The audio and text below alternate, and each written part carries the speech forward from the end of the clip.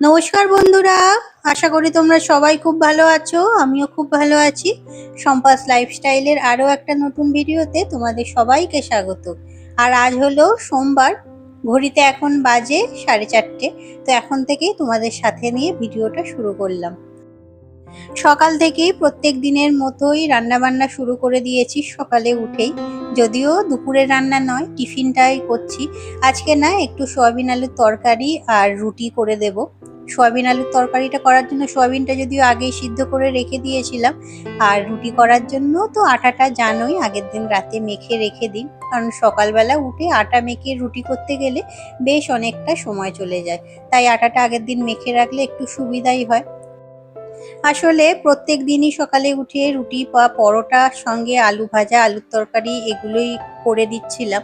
এগুলো একটু তাড়াতাড়ি যেহেতু রান্না হয়ে যায়। তবে রোজ ওই একই খাবার খাওয়াটাও ভাল লাগছে না, আর আলু খাওয়াটা এতটা ভালোও নয়। তো তাই আজ ভাবলাম একটু আলু সয়াবিনের তরকারি করে দিই।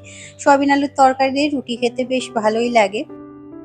তবে খুব সম্ভবত আজই লাস্ট এত ভোরবেলা উঠে রান্নাবান্না করা। ভেবেছিলাম একটু চাউমিন বানিয়ে দেব, তবে সত্যি বলতে কি বলতো, দুজনকে দেওয়ার মতো চাউমিন নেই।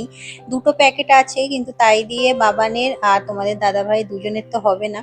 তাই ভাবলাম আজকেও রুটিটাই করে দিই। চাউমিন আবার এনে না হয় একদিন ওদের টিফিনে বানিয়ে দেব। আর এত সকালবেলা চাউমিন করতেও খুব একটা ইচ্ছা হয় না। আসলে কি বলতো, সকালে যত তাড়াতাড়ি ঘুম থেকে উঠি না কেন, উঠে রান্নাঘরে আসতে হয় ঠিকই, কিন্তু ঘুম চোখে সকালে উঠে রান্নাঘরে এসে রান্না করতে একেবারেই ভালো লাগে না। যেদিন রান্নাটা একটু বেলাতে বসাই সেদিন বেশ মনটা ভালো লাগে, কিন্তু কিছু করার নেই। এমনই একটা রুটিন তৈরি হয়েছে, সকালে ঘুম থেকে উঠেই আগে রান্নাটা না করলেই হচ্ছে না। তবে অবশ্য কয়েকদিনেরই ব্যাপার, আশা করছি পরের দিন থেকে আর করতে হবে না। আর জানো তো, যেহেতু আটাটা আগের দিন রাতের বেলা মেখে রাখি, তার জন্যই কিনা জানি না, সকালে রুটি করলে দেখি রুটিগুলো ঠিকঠাক ফুলতে চায় না। সঙ্গে সঙ্গে আটা যখন মেখে রান্না করা হয় তাতে দেখি রুটিগুলো বেশ ভালো হয়। কিন্তু কি আর করা যাবে, একটু শক্তও হয়তো হয়ে যায়। তো তার জন্য না, আমি রুটি করার পর জানো তো একটু জলে রুটিগুলো ধুয়ে রাখি। ওই রুটি করার সময় যে আটাগুলো থাকে, মানে লুজ যে আটাগুলো থাকে, সেগুলো তো আগুনে পুড়ে যায়। তো সেই আটাগুলো রুটির মধ্যে থাকলে না, রুটি নাকি শক্ত হয়ে যায়। তো একটু জলে ওই আটাগুলো ধুয়ে দিলে রুটিগুলো দেখি সারা দিন কিন্তু বেশ নরম থাকে। আর এই রুটি কিন্তু হজম করাটাও খুব সুবিধা। পোড়া আটাগুলো হজমেরও একটু সমস্যা করে। তো যাই হোক, সেইভাবেই প্রত্যেক দিন এখন সকালের দিকে করছি। আর কাল রাতের কিছু বাসনও ছিল, একেবারে সকালেই সেগুলো মেজে নিচ্ছি। রাতের বেলা আসলে সবাইকে খাবার দেওয়ার পর ওরা খেতে এত বেশি দেরি করে, তো তার আগে আমি গিয়ে উপরে শুয়ে পড়ি। তো তাই বাসনগুলো আর মাজা হয় না। যে কটা থাকে তখন সেগুলো মেজে বাকিগুলো রাখাই থাকে। তো যাই হোক, টিফিন গুছিয়ে দিয়েছি, তোমাদের দাদা ভাইও বেরিয়ে গেল। বাইরে এই সবে একটু আলো ফুটতে আরম্ভ করেছে, 5টা বাজে। তো চলো আমি আগে আমার ওয়ার্কআউটটা সেরে নিই, তারপরে আবার বাবির স্কুল আছে। আর এই যে বাবিকে ঘুম থেকে তুলে খাইয়ে এখন রেডি করে দিয়েছি। তবে এর মাঝে বাবানকেও বাসে তুলে দিয়ে এসেছি, ও স্কুলে চলে গেছে। বাবিকে স্কুলে দিয়ে এসে তারপরে দুপুরের রান্না বান্না করব প্রত্যেক দিনের মতোই, কারণ দুপুরের খাবার দাবার এত সকালবেলা আর এখন করছি না, যেহেতু সকালবেলা একবার টিফিনের একটা ব্যবস্থা করতে হচ্ছে। তাই দুপুরের রান্নাটা আর বসানোর মতো সময়ও পাচ্ছি না। বাবানকে স্কুলের বাসে তুলে দিয়ে আস্তে আস্তেই প্রায় 7টা বেজে যায়। এসেই তারপর বাবিকে ঘুম থেকে তুলে ওকে খাইয়ে দাইয়ে রেডি করতে করতে অনেকটাই বেলা হয়ে যায়।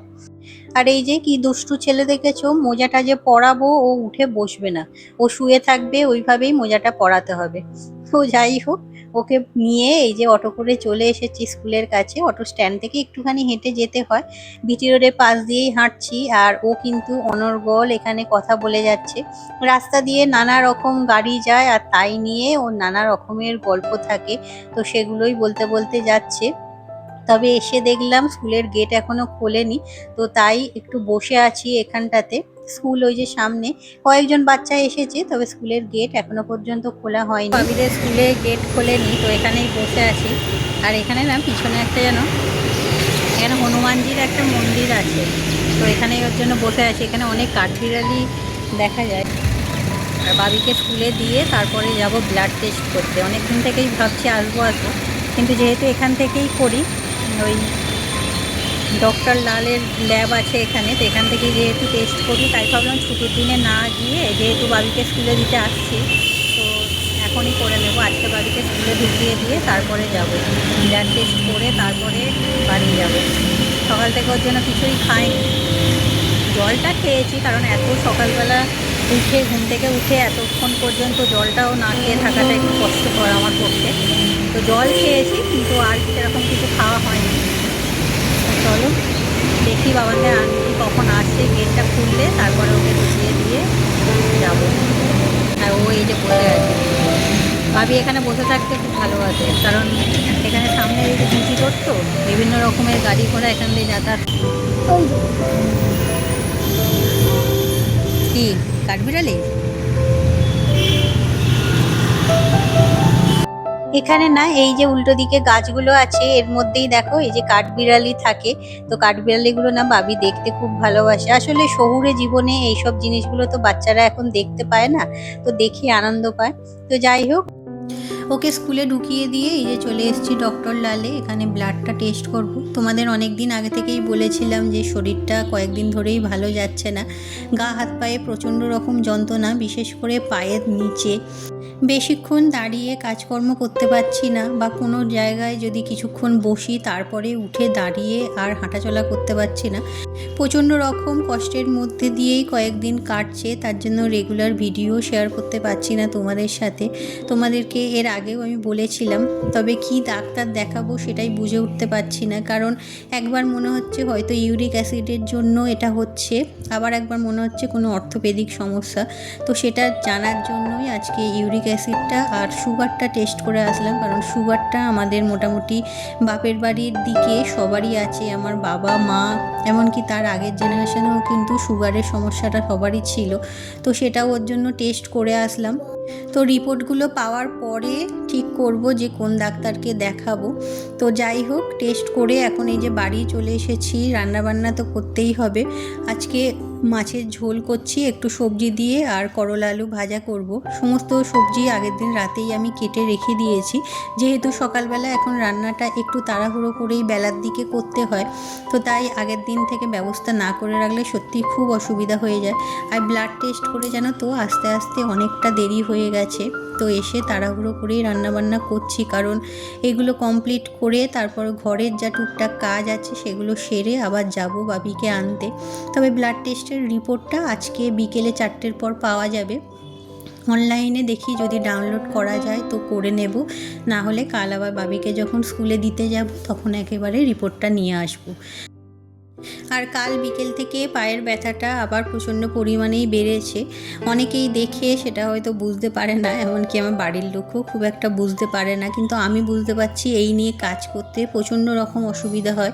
আর যেহেতু উপর নিচ করে কাজকর্ম করতে হয়, এই পায়ে ব্যথা নিয়ে না প্রচণ্ড অসুবিধা হচ্ছে জানো তো। এমনিতেও আমি না ওষুধ খাওয়া বা ডাক্তার দেখানো জিনিসটা খুব একটা পছন্দ করি না। যতক্ষণ পর্যন্ত মোটামুটি আমি সহ্য করতে পারি ততক্ষণ পর্যন্ত ডাক্তারের কাছে যেতে আমার ইচ্ছা হয় না। তবে এখন ব্যাপারটা একেবারেই অসহ্য হয়ে উঠছে। তোমরা হয়তো দেখে বুঝতে পারছো না, মাঝে মাঝেই আমাকে খুঁড়িয়ে খুঁড়িয়ে হাঁটতে হচ্ছে। এখন এটার একটা মেন কারণ হতে পারে শরীরের ওয়েটটা বেড়ে যাওয়া। তো তার জন্য তোমাদের বলেইছিলাম আমি ওয়ার্কআউট শুরু করেছি এবং ওয়েটটা বেশ কিছুটা কমেওছে, তবে ব্যথাটা এখনও পর্যন্ত কমছে না। তো ডাক্তার এবার দেখাতেই হবে, তো তাই টেস্টটা আজকে করিয়েই নিলাম, রিপোর্টটা পাই তারপরে ব্যবস্থা করব। তো যাই হোক, রান্নাবান্না কমপ্লিট করে এদিকে এই যে জামা কাপড় সব শুকোতে দিয়ে দিচ্ছি। জামা কাপড়গুলো সকালেই বাবিকে স্কুলে দিতে যাওয়ার আগে ওয়াশিং মেশিনে দিয়ে গিয়েছিলাম যাতে কাঁচা হয়ে যায়।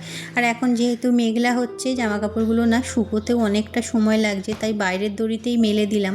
রোদ তো এমনিতেও নেই, বাইরের দড়িতে মেলে দিলে যাতে জামা কাপড়টা তাড়াতাড়ি একটু শুকিয়ে যায়।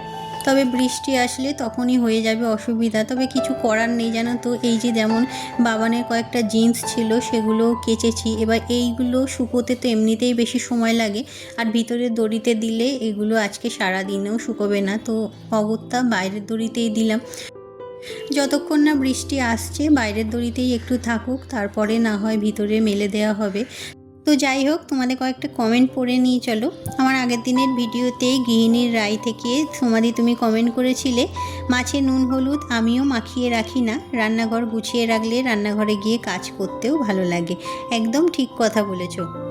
এছাড়া ডিলাইটেড দীপা থেকে বোন তুমি কমেন্ট করেছিলে সত্যি গো, একদিন কাপড় না গোছালে পরের দিন পাহাড় হয়ে যায়। বাবি তাহলে আমার মেয়ের থেকে 1 বছর 2 মাসের বড়। তিল বাটা খেতে দারুণ হয়, মাটনটা খুব সুন্দর হয়েছে। রান্নাঘর অগোছালো থাকলে মনটাও ভালো থাকে না। আমিও কাঁচা মাছ নুন হলুদ মাখিয়ে ফ্রিজে রাখি না। ভিডিও খুব ভালো লাগলো। অনেক ধন্যবাদ বোন। এছাড়াও অনেকে অনেক সুন্দর সুন্দর কমেন্ট করেছো, সবাইকেই জানাই অনেক ধন্যবাদ।